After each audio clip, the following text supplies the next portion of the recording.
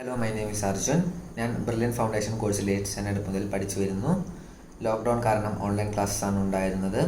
Recorded class അതിനാൽ നമുക്ക് റിപ്പീറ്റഡായി വീണ്ടും പഠിച്ച് കോൺസെപ്റ്റ്സ് ക്ലിയർ ആക്കാവുന്നതാണ്.